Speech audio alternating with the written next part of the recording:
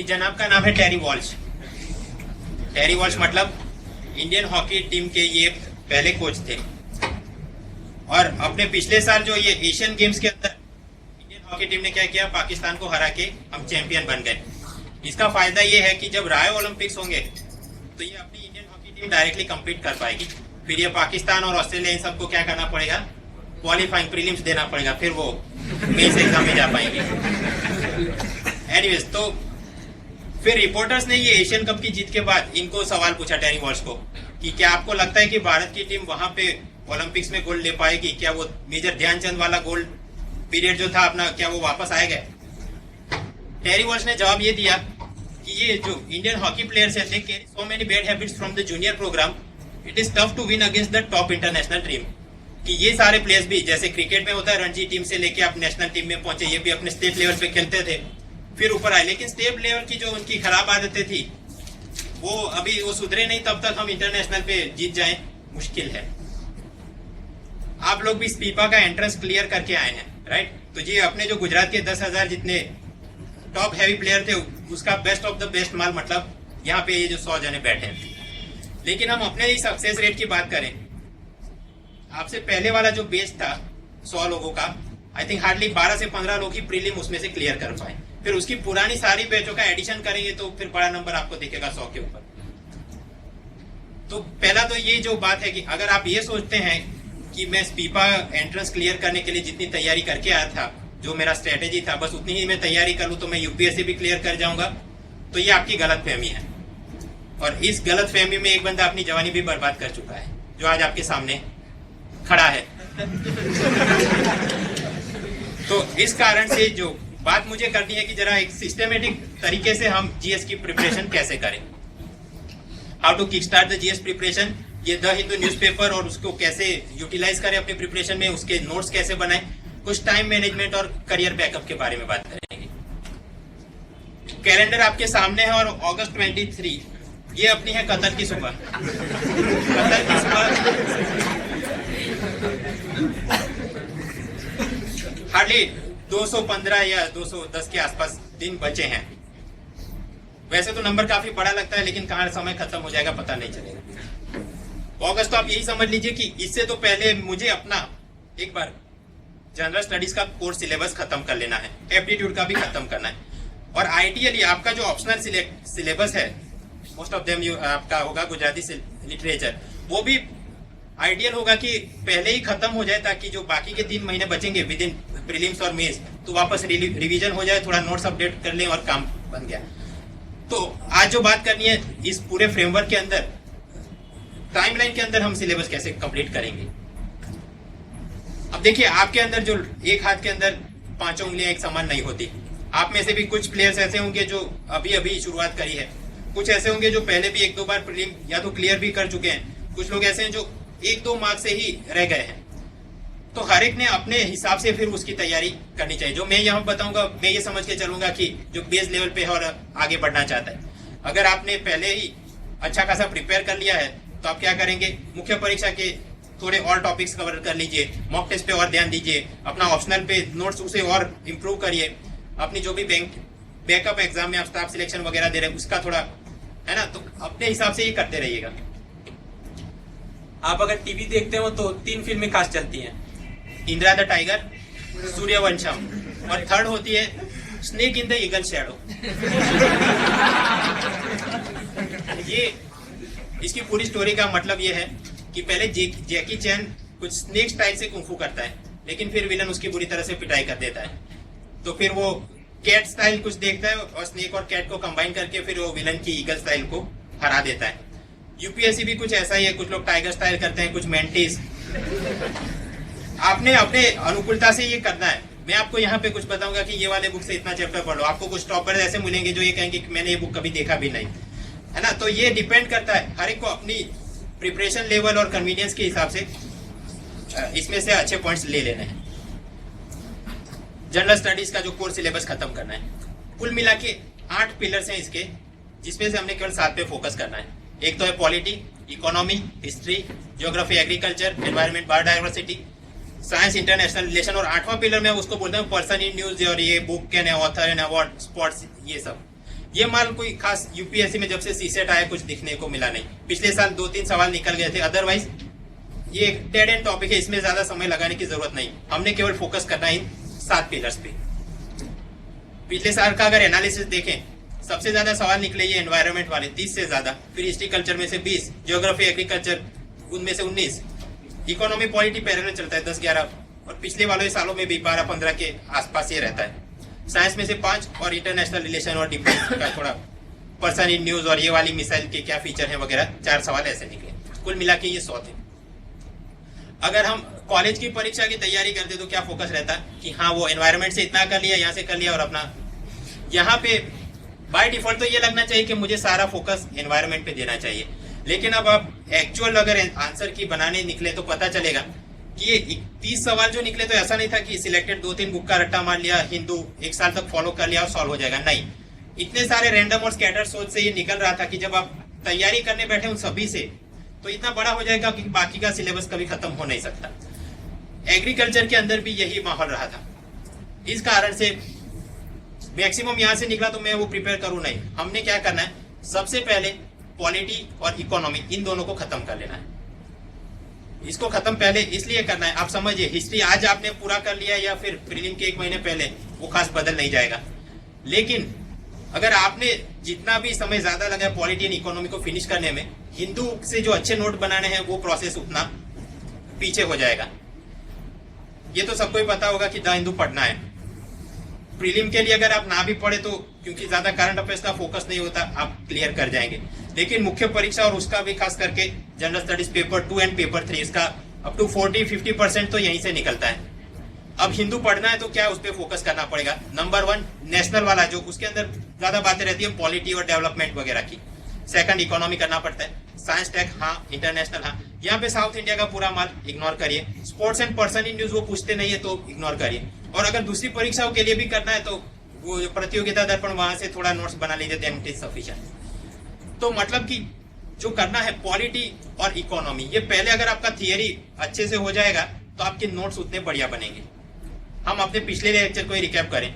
पिछले लेक्चर में हमने क्या बात करी थी कि आरबीआई ने अपने रेपो रेट में 25 बेसिस पॉइंट्स की कटौती कर ली। ठीक, अब ये वाला मैटर जब नोट बनाने जाएंगे लोग तो क्या होगा, जो नया खिलाड़ी है वो क्या करेगा, वो फोकस करेगा कि 15 जनवरी को ये अपडेट आया था, उसके बाद उस वाली बैंक के उस सीएमडी ने उसका स्वागत किया था, उस वाली बैंक ने अपने बेस रेट के अंदर इतना कटौती कर ली, XYZ एक्सपर्ट का ये बोलना है, जीडीपी से को इतना बढ़ावा मिलेगा, ये वो करके पूरा एक पन्ना भर के वो लिख देगा।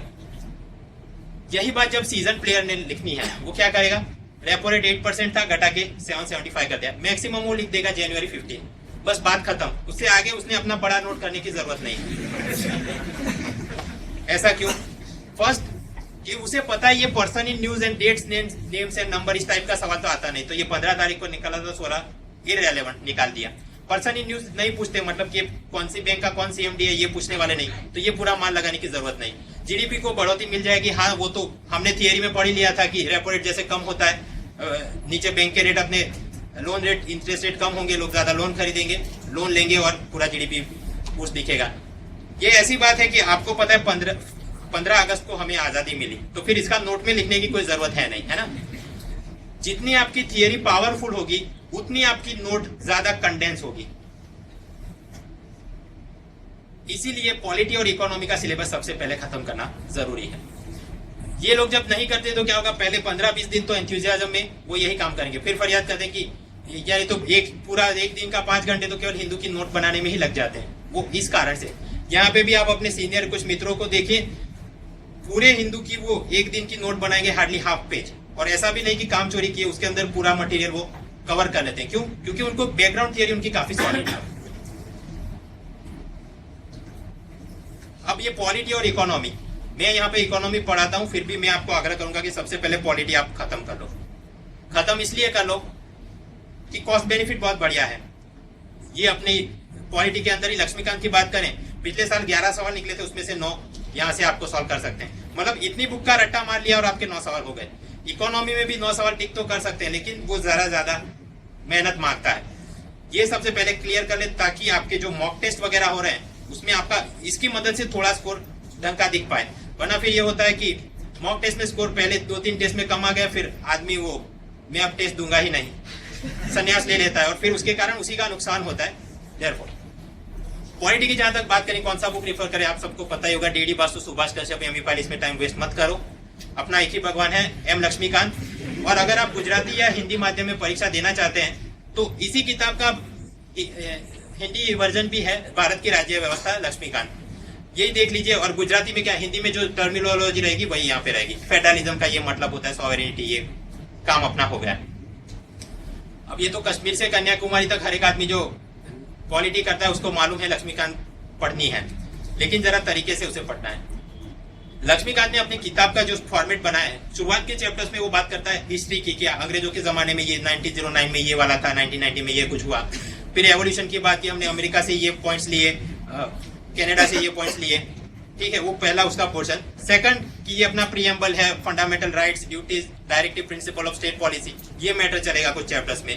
फिर यूनियन, तो उसमें प्रेसिडेंट है, पार्लियामेंट, प्राइम मिनिस्टर, कैबिनेट, ये वाला मैटर। फिर स्टेट्स का पोर्शन है, पंचायती राज एंड अर्बन लोकल बॉडीज और अन्य कुछ बॉडी जो कॉन्स्टिट्यूशनल, स्टैट्यूटरी वगैरह। चैप्टर 1, 2, 3, 4 ऐसा करके नहीं पढ़ना है, सबसे पहले आप इसे फोकस करिए, यूनियन और स्टेट्स वाले चैप्टर। यहाँ पे क्या करेंगे, पैरेलल स्टडी। जैसे प्रेसिडेंट और वीपी खत्म करिए तो आप गवर्नर पढ़ लीजिए, पीएम खत्म किया सीएम कर लीजिए, पार्लियामेंट तो फिर विधानसभा और विधान परिषद, उस प्रकार से सारे आपने करने हैं। फायदा ये होगा, यूपीएससी वाले एमसीक्यू में क्या करें, 2-3 स्टेटमेंट देंगे और प्रेसिडेंट के पावर के अंदर गवर्नर का पावर लगा देंगे और फिर आपको पता करना है कि उसमें से सही कौन है गलत कौन है। तो वहां पे आपको कंफ्यूज ना कर पाए उसके लिए क्या करना चाहिए, पैरेलल स्टडी। ये वाला मैटर खत्म हो जाए, फिर यहाँ तो आपको जो भी अच्छा लगे वहां से आप पढ़ाई शुरू कर लीजिए। रेड वाले पोर्शन में जो है फंडामेंटल राइट्स वगैरह, यहाँ पे एक खास कहीं पे टेबल बना के करिएगा कि एलियन को इनमें से कौन से फंडामेंटल राइट्स मिले हैं, कौन से नहीं मिले। एलियन मतलब परग्रहवासी नहीं, जो भारत का नागरिक नहीं है। और ऐसे एलियन 2 टाइप के रहते हैं, फ्रेंडली एलियंस और एनिमी एलियंस। तो फिर कंफ्यूजिंग क्वेश्चन कई बार बन जाते कि इनको ये फ्रीडम ऑफ स्पीच मिला है कि नहीं, फ्रीडम ऑफ रिलीजन है कि नहीं, can they reside and settle in all areas of India, है ना। तो वो इसी की किताब में बाजू में मार्जिन में आप कहीं पे वो नोट करके रखिएगा। फिर जो पोर्शन चलते हैं, अमेंडमेंट करना हो कॉन्स्टिट्यूशन का तो क्या फीचर है, जम्मू कश्मीर को क्या स्पेशल प्रोविजन दिए, फिर ट्राइबल वेलफेयर के लिए 5th and 6th schedule area में क्या प्रोविजन है, लोकल गवर्नेंस की ये जो बॉडी वगैरह, और फिर अन्य कॉन्स्टिट्यूशनल बॉडीज। मतलब कि आप इंडियन कॉन्स्टिट्यूशन निकाले, उसके पन्ने घुमाए तो कहीं पे उसका नाम दिख जाएगा। सीएजी है, इलेक्शन कमीशन है, अपना यूपीएससी है, these are all called constitutional body. कुछ ऐसी बॉडी है कि वो यहाँ पे तो नाम नहीं दिखेगा लेकिन किसी कानून के अंतर्गत उन्हें बनाया गया है, सेबी है, आईआरडीए वगैरह। और कुछ ऐसी है जो यहाँ पे भी नहीं है, कॉन्स्टिट्यूशनल भी नहीं है और स्टैट्यूटरी भी नहीं है। फॉर एग्जांपल ये नंदन नीलेकानी वाली यूनिक आइडेंटिफिकेशन वाली UIDAI, that is an executive body. तो इन सभी के स्ट्रक्चर फंक्शन क्या है, उनका मतलब सिलेक्शन पैनल में कौन रहता है, ये लोकपाल वगैरह जो अब चल रहा है, जुडिशियल अपॉइंटमेंट कमीशन वगैरह, आप फॉलो करिए। पर्सन इन न्यूज में यहाँ पे पूरा ज्यादा डिटेल में जाने की जरूरत नहीं। फॉर एग्जांपल कि ये नेशनल कमीशन ऑफ वुमेन और ये चिल्ड्रन वगैरह में ये चेयरमैन है, ऐसे सवाल निकल नहीं रहे। आप दूसरी परीक्षाओं की तैयारी करें, नॉन यूपीएससी, तो वो करिए, यहाँ पे ज्यादा फोकस मत करें। एट द सेम टाइम फिर आपने इतना ऑब्लिवियस भी नहीं बन जाना है कि आपको ये भी ना पता हो कि इलेक्शन कमिश्नर अपना कौन है या सीएजी कौन है, क्योंकि फिर इंटरव्यू के वक्त वो डायनामिक कन्वर्सेशन में फिर आप उस वक्त याद करने जाएंगे तो जवाब में जो ब्रेक हो जाएगा तो उसे पता चल जाएगा कि ये कहीं पे कुछ गड़बड़ हो रहा है। ठीक है, इस प्रकार से काम खत्म हो जाए, फिर उसके अपेंडिक्स में आप जाइए। कई लोग लक्ष्मीकांत तो पढ़ते हैं लेकिन उसके अपेंडिक्स को वो देखते नहीं है। अपेंडिक्स में बहुत जरूरी एक चीज है, कुछ ऐसी चीजें हैं, कुछ सब्जेक्ट जहाँ पे केवल यूनियन लिस्ट में है, स्टेट लिस्ट में और कॉन्करेंट में, कि उनपे वही लोग लेजिस्लेट कर पाएंगे। कई बार इन्होंने ट्रेकी क्वेश्चन बनाए कि इनमें से कौन से पे ये कर पाएगा, ये कर पाएगा। वो आप पूरा कंपैरिजन याद रखिए, खास करके टैक्सेशन वाला कि यूनियन वाले ये टैक्स ले पाएंगे और स्टेट वाले ये कर पाएंगे। फिर एक आता है टेबल ऑफ प्रीसेडेंस, ये हर साल नहीं पूछते, कुछ कुछ साल पे देखा गया है। टेबल ऑफ प्रीसेडेंस को अगर क्रूड शब्दों में एक्सप्लेन करना हो तो कि कौन किसे सलाम मारेगा, वो अपना टेबल ऑफ प्रेसिडेंट के प्रेसिडेंट नीचे ये वो ये करके वो आप एक बार देख लीजिए। पहले जो टॉप 10 है वहां पे जरा याद रखने की जरूरत है। अमेंडमेंट 1 से लेके अब तक जितने भी बनाए गए सभी याद नहीं करने, सिलेक्टेड कि फर्स्ट में क्या हुआ था, 44 में, 46 में, फिर ये अपना 86 वाला मेरे ख्याल से राइट टू एजुकेशन, उस प्रकार के। फिर ये जुडिशियल अपॉइंटमेंट कमीशन जो बना है उसके लिए कौन सा नंबर था, फिर ये अपना जीएसटी लाएंगे उसका कौन सा नंबर है, थोड़ा देख लीजिएगा। और यहाँ पे क्या होगा, ये तो 4th एडिशन के बाद नया माल अपडेट नहीं हुआ है ना, जुडिशियल अपना अपॉइंटमेंट कमीशन या जीएसटी, तो खुद ही आप नीचे नोट में वो लिख दीजिए उसके पन्नों में। इसने अपेंडिक्स में आर्टिकल लिस्ट भी दिया है, आर्टिकल 1, 2, 3, 4 अप टू 300 प्लस जो भी हैं, सारे नहीं सिलेक्टेड। फॉर एग्जांपल ये प्रेसिडेंट के कौन से पावर है, प्राइम मिनिस्टर वगैरह। ये पूरा मैटर जब खत्म हो जाए उसके बाद अपना बचेगा हिस्ट्री और एवोल्यूशन।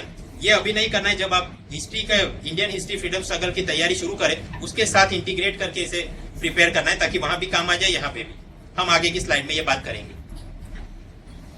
अब ये जो पॉलिटी की बुक 1-2 बार पढ़ के लोग अपने आप को बादशाह समझ लेते हैं, और फिर ये होता है कि जब सवाल आए तो गलतियां बहुत हो जाती है। सीसेट 2014 में इनमें से कौन सी कमेटी पार्लियामेंट की है जिसमें सबसे बड़ी है, जहाँ पे सबसे ज्यादा मेंबर है? पब्लिक अकाउंट, एस्टीमेट, अंडरटेकिंग और पिटीशन। इसका जवाब है एस्टीमेट। उसी प्रकार कई बार, ये तो फैक्चुअल सवाल हो गया, ज्यादा सवाल कैसे करते हैं, यूपीएससी वाले आपको 2-3 स्टेटमेंट दे देंगे। President shell make rules for something, फिर ये all executive action of India shall be expressed यहाँ पे। अब आप फोकस करिए, यहाँ पे लिखा है शैल। ये शैल को मैं अगर बदल के लिख दूं should, will, would, shall, should, may, might, must, हर एक से ये वाक्य गलत हो जाएगा। तो आपको स्पेसिफिकली पता होना चाहिए कि शैल कहाँ पे लगता है, शुड कहाँ पे। शैल का मतलब कि प्रेसिडेंट ही वो करेंगे, उन्हें ही ये करना है। शुड का मतलब कि उनकी मूड आ गया तो करेंगे, मे तो मतलब मूड आ गया तो करेंगे। तो ये स्पेसिफिक याद रखना है, वरना फिर गलतियां हो जाती है, बहुत मामूली गलतियां होती है और अपने नेगेटिव में मार्क चले जाते हैं। ये जो मैंने आपको सवाल दिखाया ये है अपना 2 स्टेटमेंट ट्रू एंड फॉल्स, मैं इसको 2TF बोलता हूँ। 2 स्टेटमेंट है, आपको सही गलत पकड़ना है। अब तो बढ़ा के 3 स्टेटमेंट हो गए हैं, 4 स्टेटमेंट देखते हैं, इवन 5 स्टेटमेंट ट्रू और फॉल्स। खासकर ये साइंस वाले पोर्शन में आपको 4-5 which of the following is a weak force, ऐसा करके ये इलेक्ट्रोमैग्नेटिक, रेडिएशन फोर्स करके 5 आपको दिए और फिर आपने सही गलत पकड़ना है। देयरफॉर लक्ष्मीकांत बाय हार्ट याद होनी चाहिए। उसी प्रकार जितनी भी बॉडी है तो उनके अपॉइंटमेंट कमेटी में कौन है, यहाँ पे क्या लोकसभा के स्पीकर रहते हैं, नहीं है, डिटेल में आप कर लीजिए। नेक्स्ट द फॉलोइंग निकलते हैं कई बार की, एक बार जो साल दिया उस पर कौन सा अमेंडमेंट हुआ, यहाँ पे आर्टिकल है, उसके क्या प्रोविजन है। पर्सन इन न्यूज पे फोकस करने की जरूरत है नहीं। यहाँ पे आके क्या अपना पॉलिटी खत्म हो गया, जवाब है ना, आगे भी कुछ करना पड़ता है। थियरी में सीडीएस 2014 का पेपर हम देखें, उसमें ये पूछा गया पॉलिटिकल थियरी का मतलब क्या है। ऐसा करके 3 स्टेटमेंट दिए थे और फिर आपने पकड़ना था सच्चा झूठा क्या है। इसका सही जवाब है एनसीईआरटी क्लास 11 की पॉलिटी बुक और उसके पेज नंबर 6 पे ये पूरा पैराग्राफ में वर्बेटिम स्टेटमेंट यही दिए गए थे। यूपीएससी ने क्या किया, वहां से निकाला, तोड़ के 3 रख दिए और आपने पकड़ना है सच्चे झूठे कौन से। मतलब कि लक्ष्मीकांत से अपनी स्टोरी खत्म नहीं होता, उसके आगे भी कुछ पढ़ना है। क्या पढ़ना है, NCERT political science and sociology, इनके टेक्स्ट बुक आपने पढ़ लेने हैं। साइड पे भी रखें और यहाँ पे जो डीवीडी दिया उसमें भी आपको मिल जाएगा। यहाँ पे भी पिक्चर खत्म नहीं हुआ। जब इंडिया ईयरबुक आ जाए अपनी 2015, तो उसका चैप्टर 3 देखना है मेरे ख्याल से, द पॉलिटी, फिर 20 है मेरे ख्याल से लॉ, ऐसा करके, और 28 वेलफेयर और राइट्स इश्यू की उसमें बातें चलती है। ये चैप्टर भी आपने थियरी समझ के इनको खत्म करना है। ये पूरी प्रक्रिया खत्म हो जाए, वो हिस्ट्री एवोल्यूशन खत्म हो जाए, फिर आप लक्ष्मीकांत के अंत भाग में जो उसने एमसीक्यू दिए हैं एक एक करके आप सॉल्व करना शुरू करिए। जनरल स्टडीज मैनुअल के अंदर भी आपको काफी सारे सवाल मिल जाएंगे, वो कर लीजिए। पुराने पेपर देखने की जरूरत नहीं पड़ेगी क्योंकि लक्ष्मीकांत ने पुराने पेपर के ही बना के दिए हैं। एटमैक्स 2013 या 14 की जरूरत पड़े तो मेरी साइट पे मैं आंसर की बना के रखी है, देख लीजिएगा। ये सब करने के बाद अगर समय कुछ मिल जाए और आपको लगे कि थियरी और करनी है, तो फिर ये पार्लियामेंट हैंडबुक ऐसा करके एक पीडीएफ फाइल साइट पे भी रखा है और पार्लियामेंट की लोकसभा की साइट से भी मिल जाएगा। इसमें सारी बात है कि फॉर एग्जाम्पल ये स्पीकर, तो इसकी पोस्ट का एवोल्यूशन कैसे हुआ है, उसको कौन कौन से नए पावर दिए गए हैं, लोकसभा का ये नंबर का रूल, उसमें अंतर्गत ये सारे प्रोविजंस हैं। इस प्रकार के सवाल कुछ बार निकल जाते हैं। लेकिन ये कब बाकी सब खत्म हो जाए और आपके पास समय है तभी। कॉस्ट बेनिफिट धीरे धीरे कम होने लगता है। फिर आप समझिए किसी व्यक्ति ने इस बार की कैट एग्जाम में अगर 55 परसेंटाइल लाया है, अगर उसे मेहनत करके 95 तक पहुंचना हो तो वो कर सकता है, ढंग की थोड़ी तैयारी कर ले। लेकिन जो बंदा 95 पे अटका है, अगर वो चाहे कि मुझे 99 पे जाना है तो बहुत सारी तैयारी करनी पड़ेगी। ऐसे ही यहाँ तक जब तक कि 9 सवाल है तो ये हाँ एनसीईआरटी और लक्ष्मीकांत का रट्टा मालिया 11 से 9 हो जाएंगे, लेकिन बाकी का नंबर 10 और नंबर 11 सॉल्व करना पड़ेगा। तो इस प्रकार से काफी सारा ज्यादा पढ़ना पड़ता है। अपने हिसाब से वो जैकी चैन को याद करके आप देखिए। ये काम कब तक खत्म हो जाना चाहिए, एक डेडलाइन दिमाग में होनी चाहिए। फरवरी के एंड तक ये काम खत्म हो जाए तो बेस्ट रहेगा। कारण है कि 26 को रेल बजट आएगा, फिर 27 को इकोनॉमिक सर्वे और 28 को जनरल बजट आने वाला है। उसके बाद ये होगा कि अपना मार्च का समझ लिया आधा मार्च तो वो इकोनॉमिक सर्वे में ही निकल जाएगा, क्योंकि वही सारे फैक्टर्स वही टॉपिक आपको मुख्य परीक्षा में परेशान करने वाले, तो वो डिटेल में पढ़ने जाएंगे तो फिर दूसरे पर इतना ध्यान नहीं दे पाएंगे आप। आइडियल है जल्द से जल्द अपना स्टैटिक पॉलिटी ये खत्म हो जाए। करंट की बात करें, करंट में क्या देखना चाहिए, एक तो जो भी नए बिल्स आ रहे हैं, acts and ordinances. Rights issue एक नया टॉपिक ऊपर क्या है, राइट्स इश्यू मतलब women rights, children rights, minorities, SC ST। तो इनके अनुसंधान में एक तो कॉन्स्टिट्यूशन में क्या प्रोविजन है, नई कौन सी बॉडी बनाएगी, सुप्रीम कोर्ट के रिसेंट जजमेंट्स क्या हैं, आप और सरकार अपनी तरफ से कौन सी स्कीम, सब्सिडी, पॉलिसी वगैरह चला रही है, ये आपने कर लेना है। इलेक्शन के अंदर भी पिछले साल ये काफी इंपॉर्टेंट था क्योंकि लोकसभा के इलेक्शन भी चल रहे थे। इस साल भी इलेक्शन रिलेटेड प्रोविजन तो करने हैं, क्योंकि जनरल स्टडीज पेपर 2 के अंदर आपको मिलेगा रिप्रेजेंटेशन ऑफ पीपल्स एक्ट। तो जो भी नया डेवलपमेंट आ रहा है, कुछ इलेक्शन कमीशन ये वो नोटिफाई करता है, सुप्रीम कोर्ट जजमेंट देता है, आप नोट करते रहिए। ये सब माल आपको कहां से मिलेगा करंट वाला, हिंदू का नेशनल मतलब फ्रंट पेज, और बीच के अंदर जो कॉलम्स चलते हैं वहां पे ये अपीयर होता रहता है। PRSindia.org करके साइट है, ये क्या करते हैं, सारे बिल्स एक्ट ऑर्डिनेंस की PDF फाइल बना के रख देते हैं, उसका एनालिसिस प्रोज एंड कॉन्स करके 2-3 पन्नों में आपको माल मिल जाएगा। मैं भी अपनी तरफ से अपने साइट के पॉलिटी सेक्शन में बना के कुछ रखता हूँ। फॉर एग्जाम्पल अंत में लेटेस्ट में लैंड ऑर्डिनेंस के बारे में रखा था। पॉलिटी खत्म हो गया, फिर बात आती है इकोनॉमी की। इकोनॉमी में क्या करना है, 7 पिलर हमने पहले देख लिए। सेकंड पिलर से हम बात भी शुरू कर दी, और उसके अंदर ये बैंकिंग सेक्टर और मॉनेटरी पॉलिसी की हमने बात आज खत्म करी। बाकी फिजर पॉलिसी वगैरह जब आएगा बजट इकोनॉमी सर्वे तो देखेंगे। इसमें कौन सी किताब वगैरह करना है पहले भी मैंने बोल लिया था, लेकिन एक बार रिकैप कर लो। इंडिया 2015 जब आ जाए, उस किताब का चैप्टर नंबर 6, 7, 13, 19, 21 और 21 से 24 ये वाले देख लीजिएगा। यहाँ से थोड़ा थोड़ा मटेरियल अपने को मिल जाता है, जहाँ से सवाल भी पहले निकल चुके हैं। और बिपान चंद्रा वाली है तो वहाँ मुख्य परीक्षा के लिए land reforms and cooperative movements वगैरह थोड़ा सिलेक्टेड पढ़ना है आपने। इकोनॉमी कब तक खत्म हो जाना चाहिए, देखिए फरवरी के एंड में आ जाएगा अपना बजट इकोनॉमी सर्वे, राइट। और उसमें अंदर से जो आर्टिकल लेना है, लेक्चर देना है वगैरह, वो काम खत्म हो जाएगा by the end of March. MCQ का अगर आप एनालिसिस करें तो जो भी सवाल निकलते हैं करंट टाइप के, ज्यादातर वो बजट और इकोनॉमी सर्वे से रिलेटेड।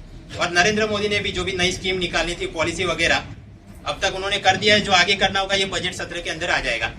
फिर यहाँ से लेके फिर आगे आप चले अप्रैल, मई, जून, जुलाई और अगस्त, तो यहाँ पे जो डेवलपमेंट होते ज्यादातर इसके सवाल मुझे देखने को नहीं मिले in the recent years prelim परीक्षा में।